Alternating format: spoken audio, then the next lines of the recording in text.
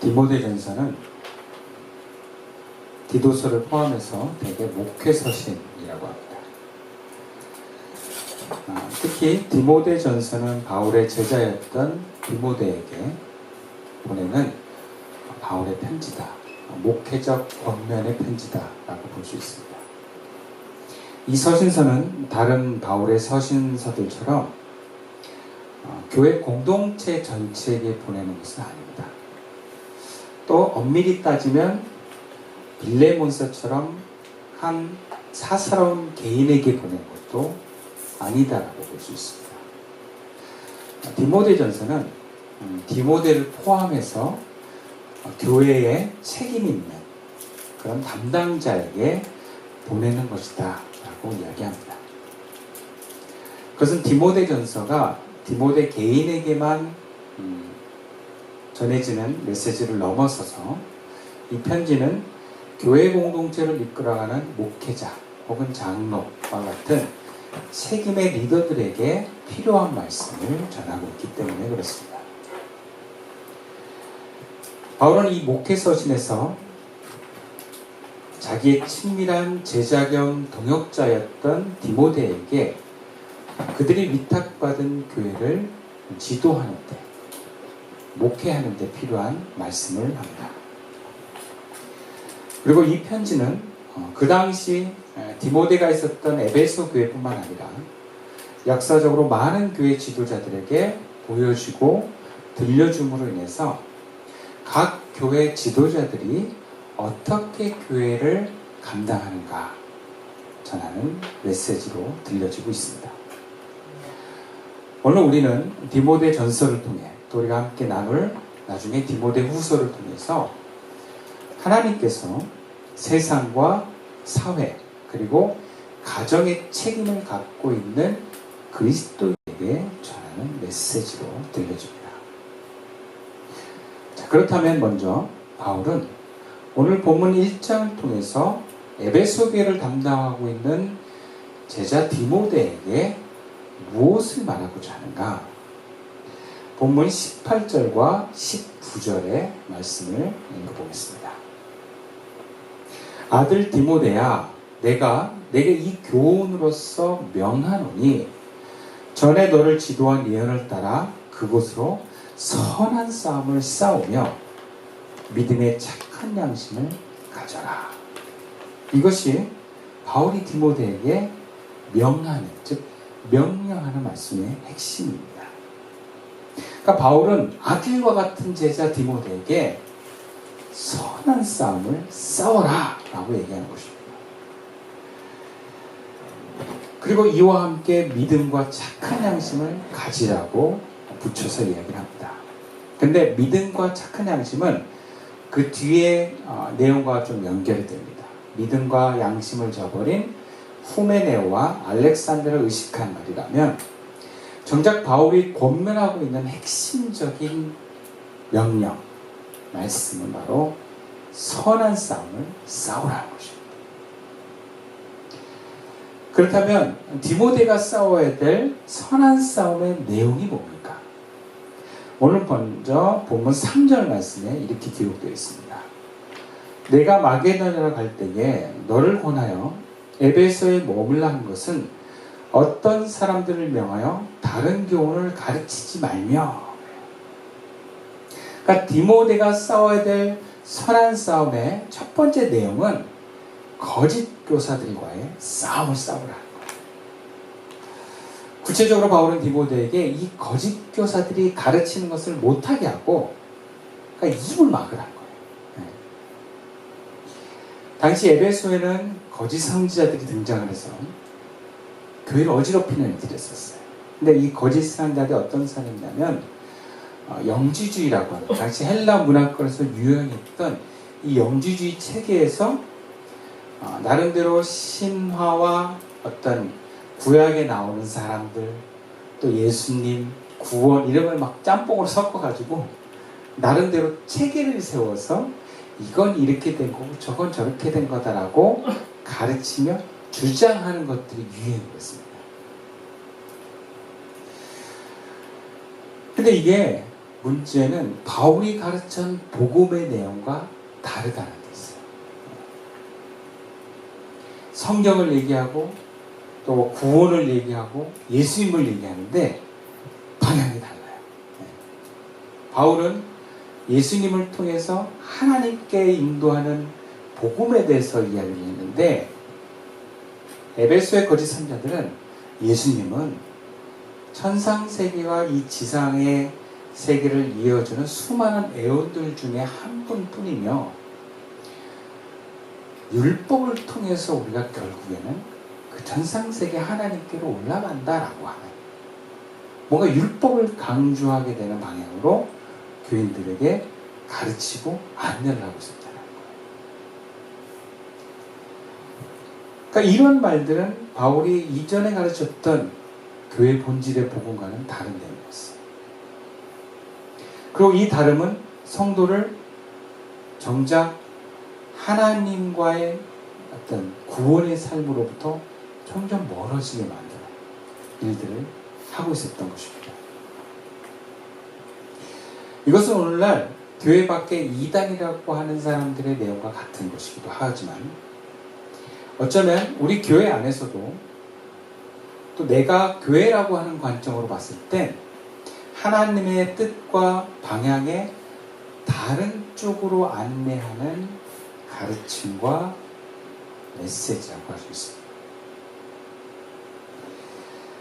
예를 들어서 교회 안에서 어떤 사람들이 리더가 되고 가르치는 사람이, 교회라고 하는 것은 성령의 임재 속에서 하나님의 뜻 가운데 가르쳐야 되는데, 하나님의 뜻을 벗어나서 얼마든지 그 리더들이 자기 생각으로 사람들을 가르치고 설득할 수 있다는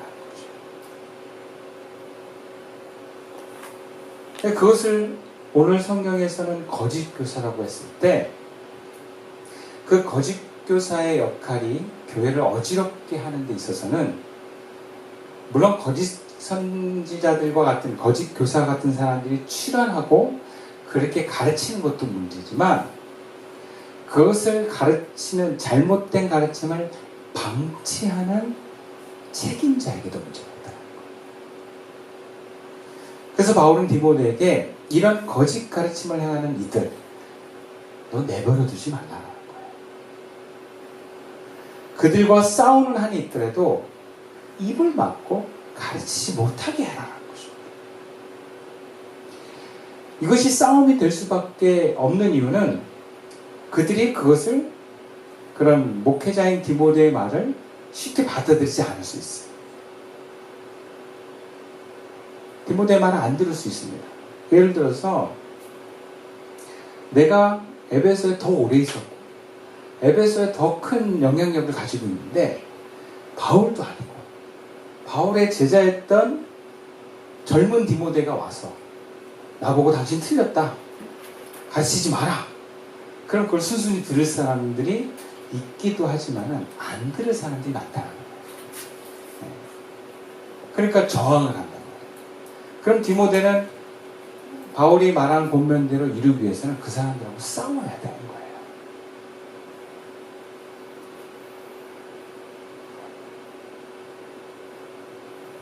예전에 제가 청년부를 하기 전에 이전의 교회에서 고등부를 담당한 적이 있었거든요. 제일용학교회라는 데서 사역을 이제 지휘와 어떤 1년 정도의 전도사 사역을 마친 다음에 그 다음 교회로 가서는 바로 고등부 사역으로 들어갔어요. 근데 저는 원래 사이트를 보고 모르는 교회지만 고등부를 모집한다고 해서 나랑 시기가 또 맞고, 그래서 지원서를 냈는데 알고 보니까 저희 동기와 관련되어 있는 교회였던 거예요. 그래서 덜컥 합격이 됐네요.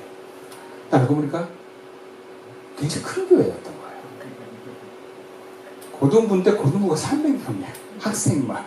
선생님들은 한 80명 정도 돼요. 그리고 그동안 이 고등부를 맡았던 담당자는 다 목사님들이었어요. 저만 전도사로, 그때 신대원 2학년 때. 들어갔는데 깜짝 놀랐죠. 왜 이렇게 커?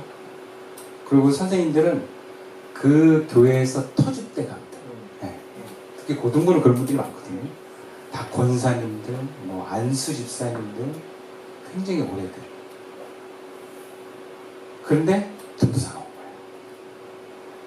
더군다나 그 교회 담임 목사님 아들이 저희 동기였거든요. 저는 좀 억울하게 처음부터 낙하산이라고 하는 그 임명 아래 뭔가 특혜를 받아서 온 거죠. 그러니까 교사들이 저를 존경할 이유가 없는 거예요. 그리고 목사님들이 1년, 2년 이상 간 목사님이었을 정도로 그냥 딱 거쳐가는 부서였기 때문에 다 선생님들이 알아서 하는 나름대로의 질서와 체계가 있었던 거예요. 근데 제가 딱 들어와서 보니까 제가 목회하는 것과 너무 다른 거예요. 예배 전에 선생님들하고 모이는 것도 없고 선생님들이 공과 공부를 자기네 학년끼리 알아서 공부를 해가지고 성경 공부를 가르쳐요. 근데 저는 이전 교회에서 말씀을 가지고 성경 공부를 하는 걸 배웠거든요. 그리고 교사들과 예배 전에 만나는 그 같은 여러 가지 저랑 안 맞는 것들이 많았어요. 그래서 제가 얘기를 했죠. 이렇게 해야 됩니다. 저렇게 해야 됩니다. 그리고 시간은 지켜야 됩니다. 그때 선생님들이 저항을 하는 거예요. 말 안 듣는 거예요. 특히 저를 힘들게 했던 사람이 지휘자였어요. 지휘자가 예배를 시작했는데 성가대원들을 데리고 5분씩 막 늦게 우르르 들어오는 거예요. 그럼 불이 다 깨지거든요. 좀 일찍 와주세요 했는데도 또 그렇죠. 그 지휘자들은 마음은 알아요. 그 욕심이 있어요. 조금이라도 음악을 완성해서 그 시간을 오버하는 경우가 많거든요. 제가 얘기를 해도 저보다 나이도 많고 성가대 학생들이 그 지휘자 선생님을 너무 좋아해요. 네. 그러니까 싸우면 저한테 도움이 하나도 없어요. 기도를 해보니까 전쟁해라. 그런 마음이 계속 오는 거예요. 그래가지고 칼을 대기 시작했어요. 자, 성가대 지휘자님 이러시면 안 됩니다. 계속 선생님들은 저한테 모여서 성경 공부하고 이 교재를 가지고 하십시오. 말 안 들으면 혼내지 않고 계속 얘기했어요. 기도하고 계속 얘기하고. 한 6개월을 전쟁을 했어요. 정말 어렵더라고요. 네. 그런데 이렇게 전쟁을 했기 때문에 그 고등부가 굉장히 좋게 바뀌었어요. 네.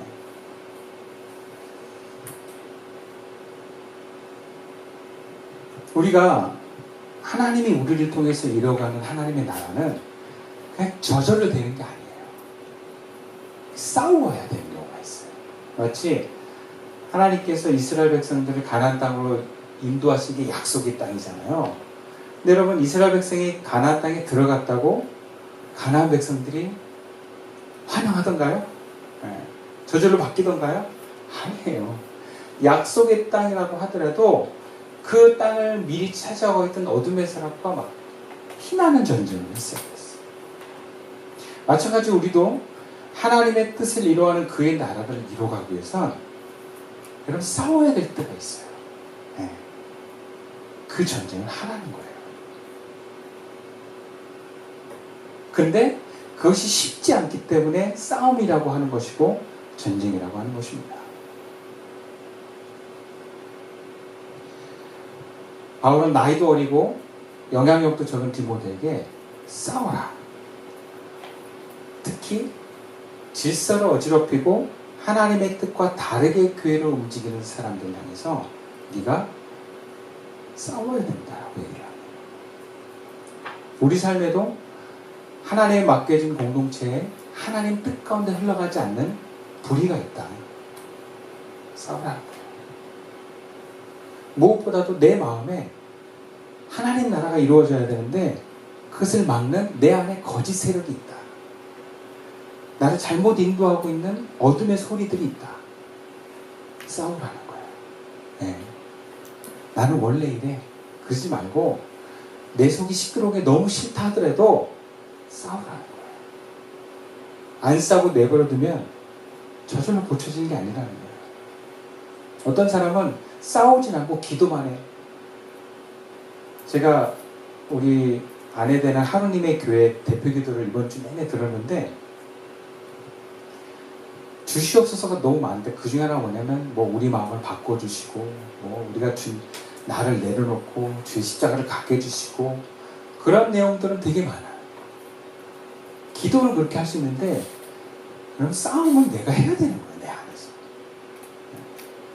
내가 내려놓고 그 내려놓기 싫어하는 나를 직면하고 그 불편함과 아픔을 내가 경험해야 되는 거예요. 하나님께 고쳐달라고 기도만 하고 나는 가만히 있으면 그 싸움이 일어나지 않습니다. 반드시 하나님의 부르심과 뜻에 맞게 내가 나를 직면하고 또 내가 말을 해야 되는 것입니다.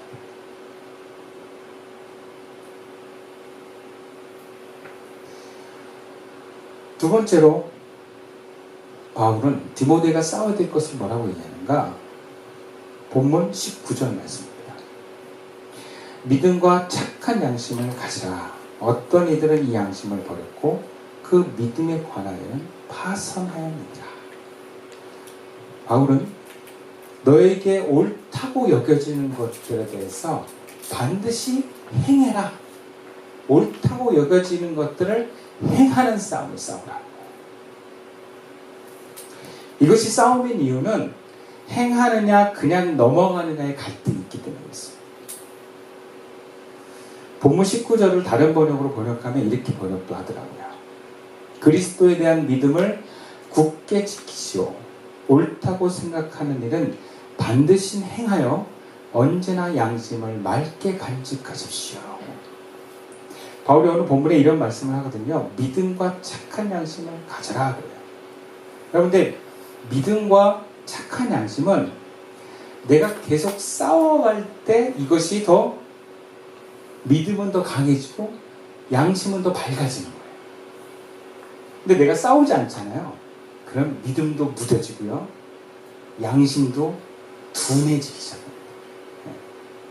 그래서 싸우지 않는 평화주의자는 하나님의 뜻을 모르게 돼 있어요. 점점. 그래서 말은 삶은 평화주의자인데 행동하는 거 보면 전혀 하나님 뜻대로 살지 않아. 안 움직여요. 오히려 불의에 동의할 때가 있어요. 그의 기준은 뭐냐? 평화냐 아니면 뭔가 시끄러운 거냐 할 때 무조건 다 평화예요. 암묵적으로 자기 안에 평화를 유지하기 위해서 불의에 타협하기도 합니다. 왜? 싸우는 게 싫어서. 양심이 무뎌지고 믿음이 약해지기 시작합니다. 그래서 하나님이 옳다라고 하는 건 우리가 계속 싸워나감을 통해서 결국 하나님과 더 깊고 섬세한 그분의 인도하심을 가게 된 것과 관련이 있어요. 내가 이것을 안 싸우면 하나님과 점점 멀어지고 뭔가 하나님의 도우심으로부터 하나님의 사역으로부터 내가 점점 멀어진다는 것을 압니다. 여러분 우리가 하나님이 옳다 하는 것을 그대로 실행하는 거 여러분 쉽지 않아요. 왜? 내 안에는 끊임없이 그걸 하지 못하기는 많은 이유들을 가지고 설득하는 애고가 있어요. 야, 너 그러면 힘들어져.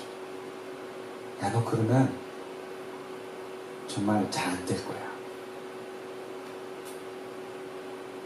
평화가 깨질 거야.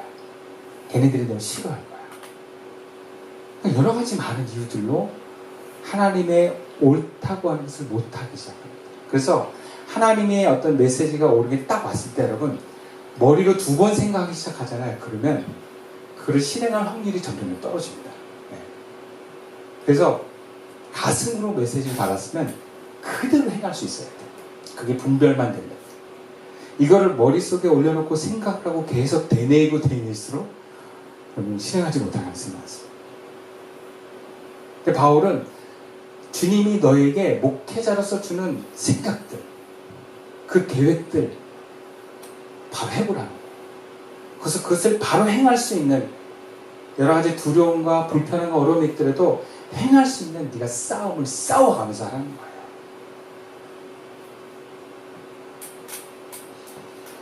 여러분, 우리가 그렇게 하나님의 오름을 따라 행동할 때, 싸울 때 양심이 맑아지고 성령 충만해집니다.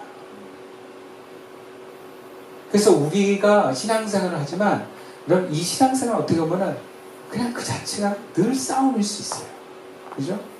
하나님의 말씀 따라 살아가는 것이, 정말 주님의 인도하심을 따라 살아가는 것이 생각보다 많은 저항이 부딪히고, 내 안에서조차도 그걸 하지 못하는 많은 이유들을 통해서 순종하지 못하게 붙들어 놓는 것과의 싸움이 있다는 거죠. 바울도 그의 생에 복음을 전하는 일을 감당하면서 얼마나 많은 싸움을 쌓아가는지 몰라요.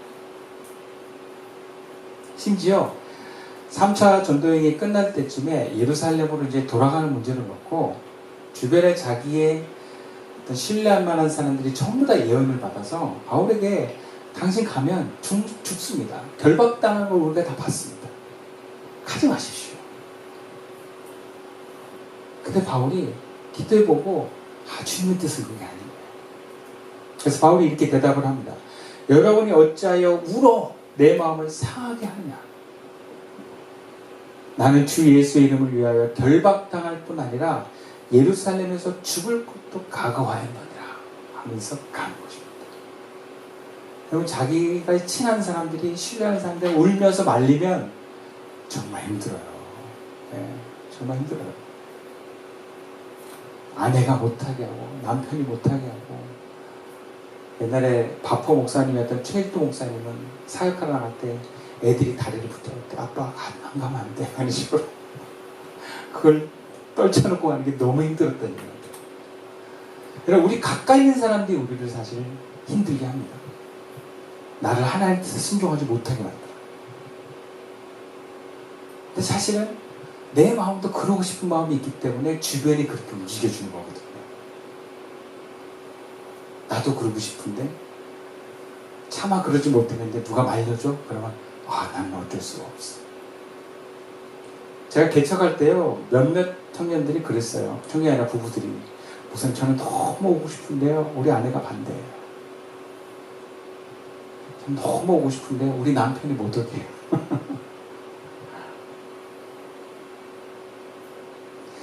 아마 우리 교회 떠난 사람들 중에는 그런 분도 있을 거예요. 너무 오고 싶은데 우리 딸이 이 교회를 떠나서 저도 떠날 수밖에 없어요. 우리는 주님의 뜻을 순종하는 데 있어서 싸움을 가질 수밖에 없어요. 가족 싸울 수도 있고요. 주변에 내가 친하고 좋아하는 사람하고도 싸울 수 있고요. 무엇보다 내 안에 나와 싸워야 되는 거예요. 그래서 그 싸움이 사실은 어렵습니다. 정말 어려운 거예요. 저도 이 교회를 개척했던 멤버들하고 얼마나 친밀하고 그들과 함께 이걸 세워나가는 기쁨이 컸는지. 그런데 교회를 향한 하나님의 뜻이 다를 땐 결국 싸우게 되더라고요. 네. 그들이 나와 인연이 끊어지는 한이 있더라도 하나님의 뜻을 위해서 싸운다는 것은 정말 쉬운 일은 아니었던 것 같아요.